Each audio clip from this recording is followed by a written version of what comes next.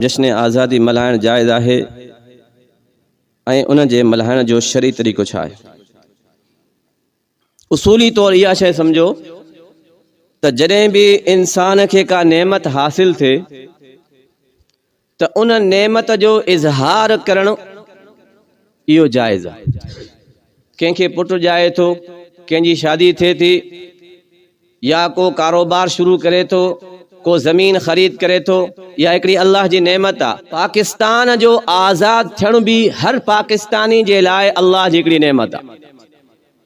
त इन नेमत जो इज़हार भी जायज़ आहे, पर हुनजे शरीयत जे तरीक़े मुताबिक़, मतलब शरीयत जे हुदूद खां तजावुज़ न हुजे। ईअं न हुजे जीअं सिंध जो सक़ाफ़ती ॾियारो ईंदो आहे त औरतूं अजरक जा पटका ठाहे पाए करे वरी डांस करनि थियूं, इहो हराम तरीक़ो आहे।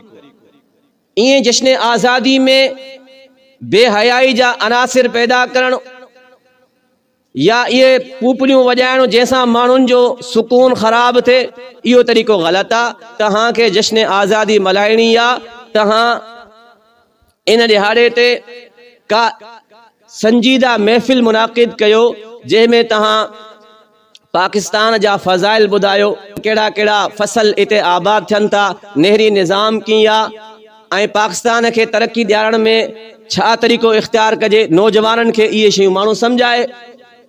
या को इनफिरादी तौर ते रोज़ो रखी अल्लाह जो शुक्र अदा करे, या पंहिंजे इलाइक़े वारनि खे ख़ैरात जी नीयत सां देग लाइ तक़सीम करे। त पाकिस्तान हिकु अल्लाह जी नेमत आहे, इन नेमत जी ख़ुशी में मां तक़सीम कयां थो। मसलो हाणे इहो आहे त बाज़ माण्हू एतराज़ कनि था जश्न आज़ादी जेकॾहिं मल्हाइणु जाइज़ आहे, पोइ जश्न मीलाद मल्हाइणु छो जाइज़ न? अमूमन इन करे एतराज़ थींदो। इन जो जवाब इहो आहे त जश्न आज़ादी कोई भी माण्हू शरीयत सम्झी करे न मल्हाईंदो आहे। कोई भी न चवंदो आहे त जेकॾहिं जश्न आज़ादी न मल्हाईंदो तव्हां गुनाहगार थींदव, इस्लाम खां ख़ारिज थींदव, तव्हां शैतान जा ॿाहिरि आहियो, कोई न चवंदो।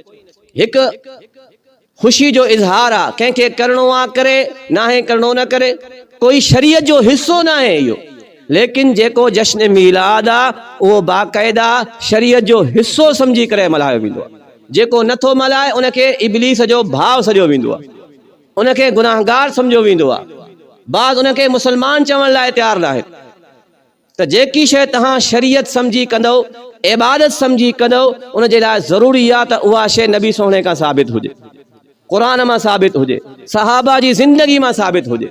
जश्न आज़ादी कोई शरीयत जो हिस्सो न आहे, हिकिड़ो पाकिस्तान जे हुसूल जो ख़ुशी जो इज़हार आहे। जंहिंखे करिणो आहे करे, जंहिंखे नाहे करिणो न करे, कोई इन में गुनाह सवाब जो मसइलो न आहे।